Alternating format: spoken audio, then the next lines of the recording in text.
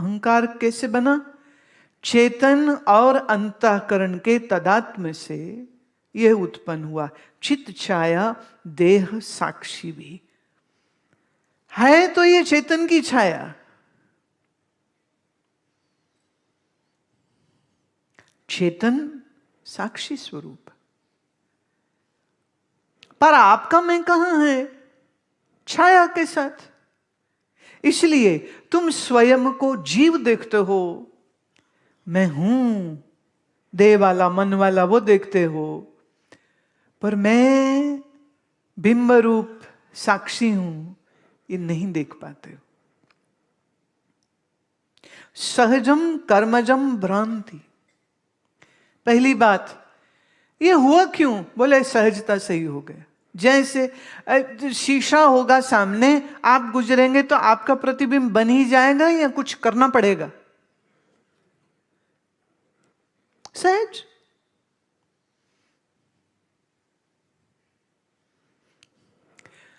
मन काहे से बना? माया से। कब बना? अनादिकाल से। मन का आधार कौन? चेतन। हाँ? तो चेतन मन का आधार है, तो चेतन की छाया मन में तो होगी ही। जीव तो होगा ही ना। अब इसमें एक ये जो मैंपन खड़ी हुई, इस मैंने खुद को जब देह की ओर देखा, अरे अच्छा ये शरीर मैं हूं, भूल हो गई शुरू। स्त्री है तो स्त्री वाले गुण धर्म आ जाते हैं, पुरुष है पुरुष वाले गुण धर्म आ जाते हैं। फिर जिस परिवार में जन्मते हो, वहां के संस्कार, वहां की आदतें, खान पान, बोली, सब अडॉप्ट हो जाता है। हमारे परिवार, हमारे संस्कार, हमारी सराउंडिंग्स हमारे मन को शेप अप करते रहते। माँ बाप मूर्ति पूजक, तुम मूर्ति पूजक। माँ बाप जैनी, तुम जैनी। माँ बाप बौद्ध, तुम बौद्ध। माँ बाप हिंदू, तुम हिंदू। माँ बाप सिख, तुम सिख। माँ बाप जो मानते हैं वो तुम मानते हो। माँ बाप पैसा पैसा पैसा करते हैं, तुम भी करोगे। माँ बाप झूठ फरेब करते हैं, तुम भी करोगे। माँ बाप भजन बंदगी करते हैं, तुम भी करने लग जाओगे।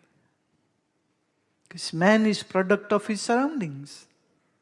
चित्त माने अंतःकरण में ये जो मेमोरी बैंक है आपका, इसको भी चित्त कहते हैं, और चेतन को भी चित्त कहते। चित्त और चित्त में फर्क है। चित्त और चित्त में फर्क। एक चित्त है चेतन, एक चित्त है अंतःकरण का हिस्सा। वो कहते हैं ये जो चेतन का आभास हुआ, ये तो नैसर्गिक था, नेचुरल था। इसमें जो तुमने अहम बुद्धि की है, पहले तो इस अहम बुद्धि को हटाओ। मैं मन बुद्धि नहीं हूं। मन का स्वभाव, बुद्धि का स्वभाव जो भी है वो मेरा नहीं है। मैं दृष्टा स्वरूप हूं। तो ये जो अहम का बुलबुला चित्त में बना है, अंतःकरण में बना है, इससे अपने आप को भ्रांति से जो मन बुद्धि देह वाला मान रहा है, उस भ्रांति की निवृत्ति करो। कैसे? ये मैं नहीं हूं। अच्छा, आप एक बात बताओ, ये जो चेहरा आप लिए लिए घूम रहे हो, सोचो कि कोई, मान लो ऐसी कोई बीमारी आ जाए जिसमें बंदे के जो नैन नक्श हैं वो सब गायब ही हो जाए। जिस कल्पना करो, जैसे सिर है ना पीछे सपाट, ऐसे आगे भी सपाट हो जाए। आंख ना हो, नाक ना हो, होंठ ना हो, दांत ना हो, फ्लैट।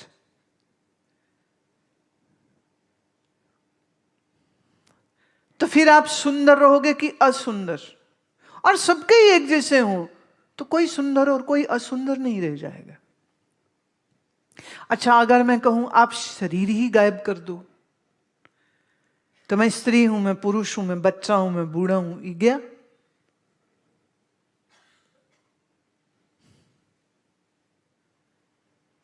ना हम देहे न मम देहे, न मैं देह हूं न देह मेरी है। ना अहम मनः न मम मनः, न मन मेरा है न मैं मन हूं। ना अहम बुद्धि न मम बुद्धि, न बुद्धि मेरी है न मैं बुद्धि में हूं। तो फिर तुम क्या बचे?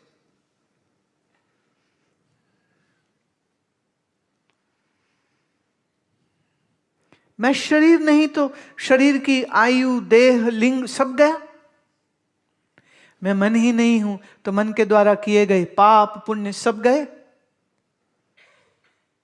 मैं बुद्धि नहीं तो बुद्धि का ज्ञान अज्ञान सब गया।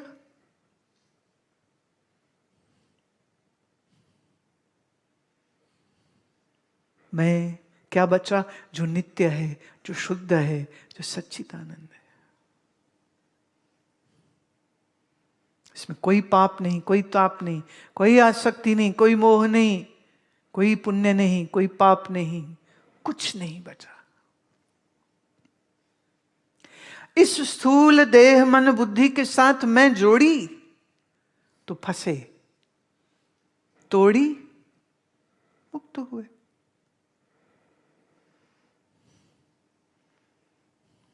अब देखो, देह के साथ आपकी आसक्ति और ममता कितनी ज्यादा है। तिब्बत में एक प्रयोग किया जाता है, बड़ा खतरनाक है। हमारे एक दो शिष्यों से मैंने ये प्रयोग कराया था, उनका अनुभव बहुत जबरदस्त रहा। अनुभव क्या है कि आप एक शीशे के सामने, आदमकद शीशे के सामने आप बैठ जाएं, कमरे में रोशनी ना रखें, माने लाइट जो है, इलेक्ट्रिसिटी बल्ब ट्यूब जो भी, वो बंद कर दें। एक छोटी सी मोमबत्ती साइड में जगा दें जिसकी हल्की सी रोशनी आपके चेहरे पे पड़े, बस इतनी, मतलब साइड में कहीं जल रही। अब आप अपने चेहरे को शीशे में देखें और इस शक्ल के ऊपर त्राटक करें।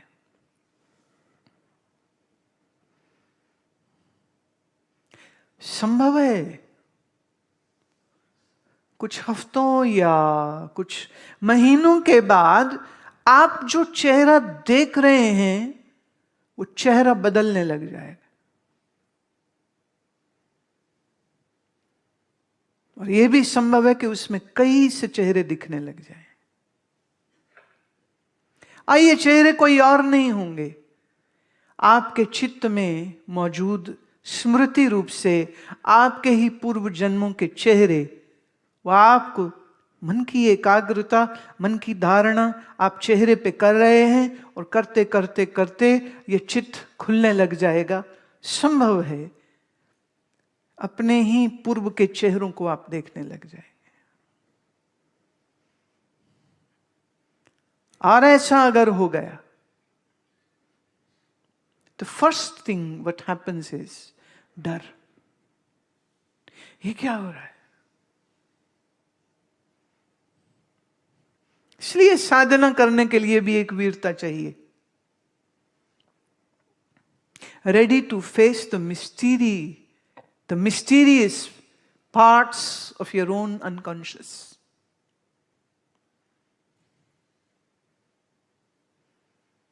और अगर ऐसी अनुभूति हो गई तो फिर मौजूदा इस चेहरे के साथ भी आपकी आसक्ति नहीं रह जाएगी, क्योंकि इसके अलावा भी बहुत से चेहरे तुम देख चुके हो।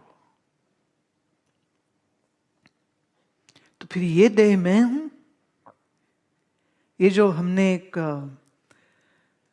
जोड़ बना के रखा है, ये टूट जाता है।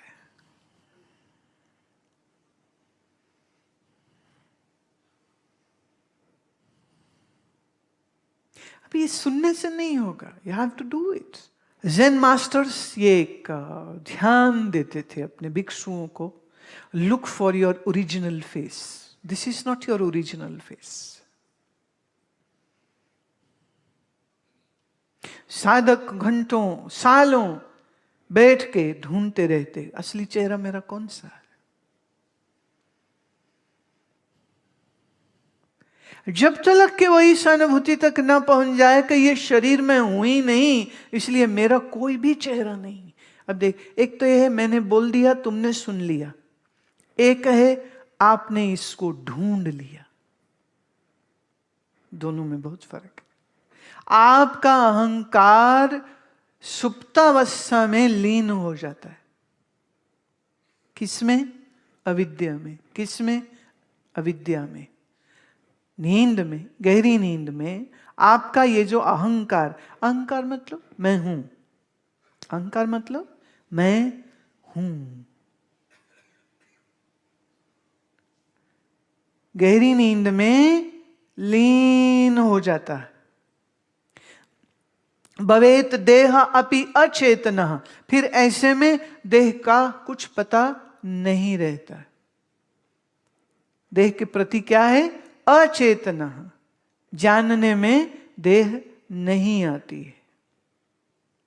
अहंकार विकास अर्धः, और आपका जो अहंकार है ये ऐसा समझो एक आदि बेहोशी की हालत में होता है।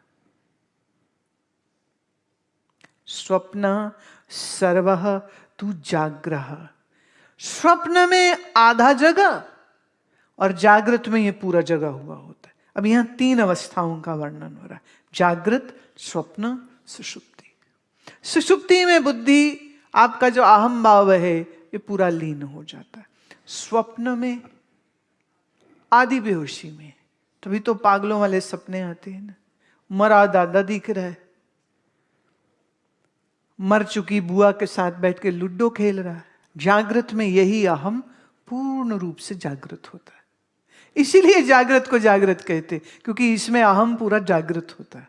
स्वप्न में आदि बेहोशी, सुषुप्ति में पूरा ही लीन हो जाता है। अब ये 3 अवस्थाओं में जो वर्णन आया है, ये आपका अनुभव है या कुछ अनोखी बात मैं बोल रही हूं? मैं फिर कह रही हूं, वेदांत क्या प्रत्यक्ष है उसी को आधार बना के आपको समझाता है। वेदांत ऐसी कोई बात नहीं करता जिसमें तुम्हें कल्पना करनी पड़े। इसी प्रत्यक्ष जगत में, इसी प्रत्यक्ष हो रहे मैं भाव में अपने आप को समझना और ढूंढना।